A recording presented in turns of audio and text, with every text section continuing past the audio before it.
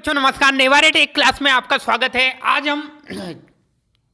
आज हम जितने भी विद्युत चुंबक में जितने भी रूल्स काम करते हैं, जितने भी नियम काम करते हैं, वो सभी नियम को के मतलब ये कि क्वेश्चनों को देखेंगे और जिनमें से मतलब ये कि कुछ बहुत ही ज़्यादा इंपॉर्टेंट वेरी वेरी आईएमपी वाले जो क्वेश्चन हैं, बहुत ही ज़्यादा एग्जाम में पूछे जाते हैं, तो हम उनसे रिलेटेड जो भी क्वेश्चन हैं उनको मतलब किस टाइप के सॉल्व किया जाता है ये चीज़ आपको बता रहा हूँ मैं।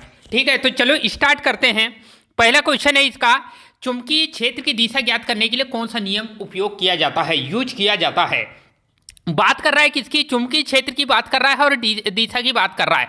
अब ये चुंबकीय क्षेत्र की दिशा से रिलेटेड है, मतलब ये है कि कोई भी ये जो क्वेश्चन है वो करंट कैरिंग कंडक्टर से रिलेटेड क्वेश्चन है। मतलब ये होता है कि धारावाही चालक से रिलेटेड क्वेश्चन है। धारावाही चालक की जब हम बात करते हैं धारावाही चालक की, तो जब कोई भी करंट कैरिंग कंडक्टर होता है जिसमें करंट का फ्लोएशन हो रहा होता है, जैसे मान लो यहाँ पे ये कंडक्टर है और इसमें करंट फ्लो हो रही है आई, तो जिसकी वजह से क्या होगा, यहाँ पे एक चुंबक बनने लगता है इस टाइप का। ऐसा इस टाइप का ये चुंबकीय क्षेत्र स्थापित होने लगता है, या तो वो क्लॉकवाइज पैटर्न का होगा या एंटी क्लॉकवाइज पैटर्न का होगा। तो ये चीज़ हमको देखना है। तो चुंबकीय क्षेत्र की दिशा ज्ञात करने के लिए कौन सा नियम यूज किया जाता है। तो जनरली याद रखना कि चुंबकीय क्षेत्र की दिशा, यदि मान लो कोई भी करंट कैरिंग कंडक्टर है और वहाँ पे चुंबकीय क्षेत्र की दिशा निकालना है कि डायरेक्शन में उसकी दिशा चल रही है, ठीक है, तो उसको उसे निकालने के लिए मैक्सवेल का नियम का भी यूज कर सकते हैं और कॉर्क स्क्रू का नियम का यूज कर सकते हैं। ठीक है, तो ये भी दोनों इसका राइट आंसर हो जाएगा। फिर उसके बाद नेक्स्ट क्वेश्चन देखते हैं। चुंबकीय ध्रुव ज्ञात करने के लिए यूज किया जाता है, मतलब ये है कि चुंबक में जो पोल बने होते हैं।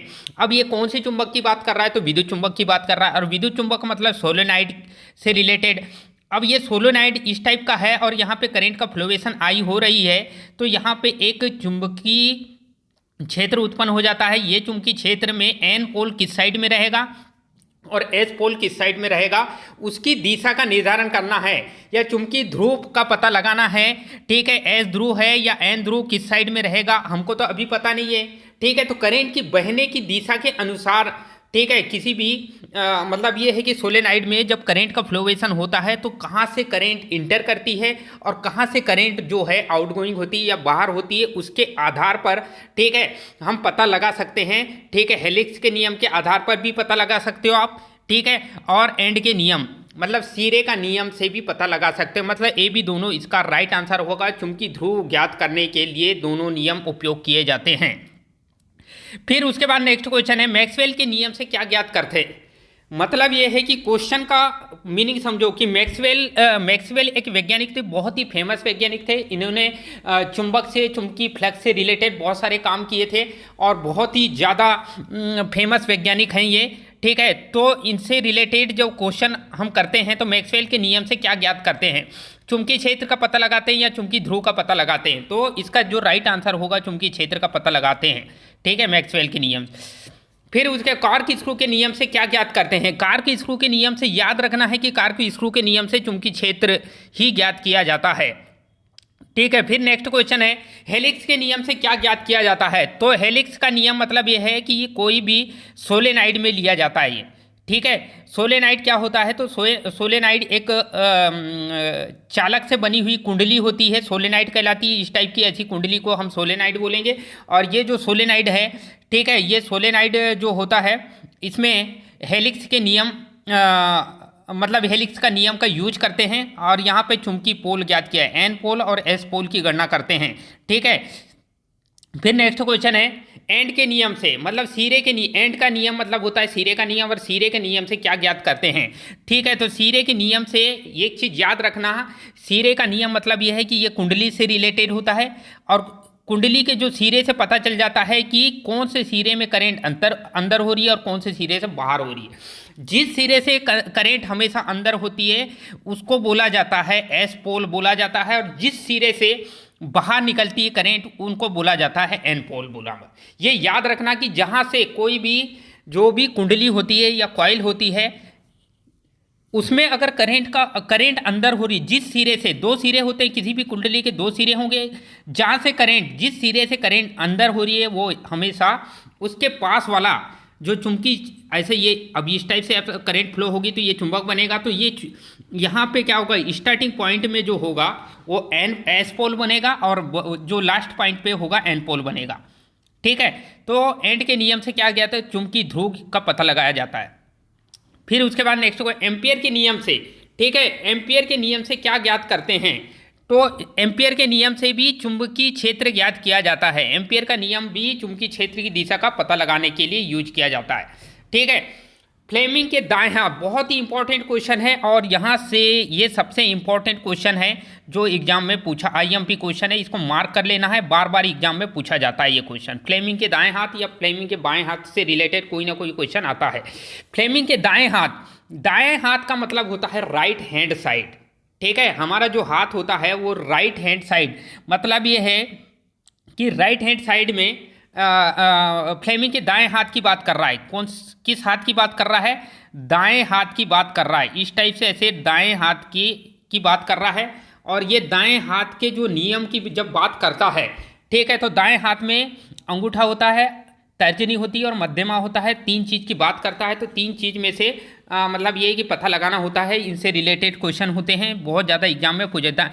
फ्लेमिंग के दाएं हाथ का नियम क्या ज्ञात करने के लिए, तो फ्लेमिंग के हमेशा राइट हैंड जो साइड है वो विद्युत वाहक बल की दिशा ज्ञात करने के लिए, किसकी दिशा, विद्युत वाहक बल की दिशा ज्ञात करने के लिए यूज किया जाता है। ठीक है, प्रेरित विद्युत वाहक बल की जो भी दिशा है, ठीक है, वो ज्ञात करने के लिए हम विद्युत वाहक बल उत्पादित करने के लिए ये चीज़ ज्ञात किया जाता है, फ्लेमिंग के दाएं हाथ का नियम। ठीक है, ये जनरेटर में लगता है, ये चीज़ याद रखना है। फ्लेमिंग के बाएं हाथ का नियम क्या ज्ञात करने, तो मोटर के घूमने की दिशा का पता लगाने के लिए। अब बायां हाथ की बात कर रहा है तो इस टाइप का आपका बायां हाथ होगा। ठीक है, बाएं हाथ में एक अंगूठा होगा और बीच में तर्जनी होगी और एक होगा क्या, मध्यमा। ठीक है, तो इस टाइप से ये क्या होगा, ये तर्जनी होगी, ये मध्यमा होगा और ये अंगूठा होगा। ठीक है, तो ये तीन चीज़ की डायरेक्शन को शो करता है ये। तो ये मोटर के घूमने की दिशा। ठीक है, इसमें जो अंगूठा जो होता है वो मोटर के घूमने की दिशा को बताता है।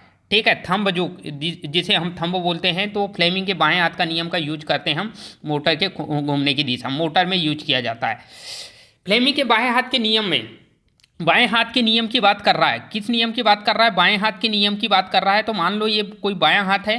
ठीक है, बाएं हाथ में ये क्या होगा, ये अंगूठा होगा और ये तर्जनी होगी। ठीक है, और ये क्या होगा, इसका मध्यमा हो गया मान लो। ठीक है, तो फ्लेमिंग के बाएं हाथ के नियम में बोल रहा है कि तर्जनी क्या व्यक्त करता है, मतलब ये है कि ये जो तर्जनी है वो किस की दिशा को, ये अंगूठा हो गया, ये अंगूठा तर्जनी और ये है मध्यमा। ठीक है, तो तर्जनी किस चीज़ को शो करता है, तो चुंबकीय फ्लक्स की डायरेक्शन को, किसको शो करता है, चुंबकीय फ्लक्स की दिशा को डिनोट करता है। ठीक है, तो ये फ्लक्स की दिशा को बताता है, तर्जनी हमेशा फ्लक्स की दिशा को बताएगा। ठीक है, फिर उसके बाद नेक्स्ट क्वेश्चन है, फ्लेमिंग के बाएं हाथ के नियम में मध्यमा क्या व्यक्त करता है। ठीक है, तो जैसे कि मान लो ये आपका इस टाइप का बायां हाथ है आपका, ये अंगूठा हो गया, ये तर्जनी हो गई और ये क्या हो गया, मध्यमा। ठीक है, इस टाइप से, मतलब ये है कि डायग्राम के माध्यम से समझाने का प्रयास कर रहा हूँ। तो ये जो मध्यमा है ये, ठीक है, तो विद्युत धारा की दिशा को बताएगी। ये मध्यमा किस चीज़ को बताएगी, विद्युत धारा की दिशा को बताती है। मतलब ये है कि वहाँ पे करंट का फ्लोवेशन करेंगे। ठीक है, तो मोटर की डायरेक्शन में घूमेगी तो अंगूठा घूमने की दिशा को बताएगा उसके आधार पर। तो इसका जो राइट आंसर बाएं हाथ के नियम में मध्यमा की बात कर रहा है। मध्यमा मतलब ये इस टाइप का। ठीक है, ये इस साइड उंगली रहेगी, इसको मध्यमा कहा जाएगा। फिर उसके बाद नेक्स्ट क्वेश्चन है, फ्लेमिंग के बाएं हाथ के नियम में अंगूठा की बात कर रहा है। ठीक है, तो हम बाएं हाथ इस टाइप से ऐसा बना लेते हैं। तो बाएं हाथ में ये अंगूठा है, ये तर्जनी है और ये क्या है, मध्यमा है। ठीक है, तो जो अंगूठा है ये थंब बोलते हैं। ये किस चीज़ को, तो मोटर के घूमने की दिशा को बताता है। ये किसको बताता है, मोटर के घूमने की दिशा को बताता है। ठीक है, फिर उसके बाद फ्लेमिंग के बाएं हाथ के नियम में अंगूठा, तर्जनी और मध्यमा, मतलब ये है कि हम अंगूठा, तर्जनी और मध्यमा, जैसे ये इस टाइप का मान लो हमारा कोई बाएं हाथ है, ये थंब है, ये तर्जनी है और ये मान लेते हैं कि मध्यमा है, इस टाइप से। ठीक है, तो इनको रखा जाता है। ठीक है, किस पोजीशन में रखा था, हमारे जो बाएं हाथ को मतलब ये कि किस स्थिति में रखेंगे। ठीक है, तो परस्पर लंबवत पहला ऑप्शन है, दूसरा ऑप्शन है लंबवत, तीसरा ऑप्शन है ए बी दोनों कोई नहीं। तो हमेशा याद रखना कि ये परस्पर कोण बन रहा है इसमें, तो ये 90 डिग्री का कोण बनता है, या तो 90 डिग्री पूछ लेता है। ठीक है, 90 डिग्री दोनों जो हैं ये जो मध्यमा और तर्जनी के बीच 90 डिग्री का कोण होता है, और तर्जनी और अंगूठा के बीच भी 90 डिग्री। तो कुल मिला के ये परस्पर लंबवत रखा जाता है। कैसा रखा जाता है? तीनों को आपस में परस्पर लंबवत रखेंगे। अंगूठा, मध्यमा और तर्जनी तीनों परस्पर में लंबवत रखे जाते हैं। तो ये आंसर बहुत ज़्यादा एग्जाम में पूछा जाता है, आईएमपी क्वेश्चन है, ये याद रखना है आपको। फिर उसके बाद नेक्स्ट क्वेश्चन देखते हैं, फ्लेमिंग के बाएं हाथ के नियम में।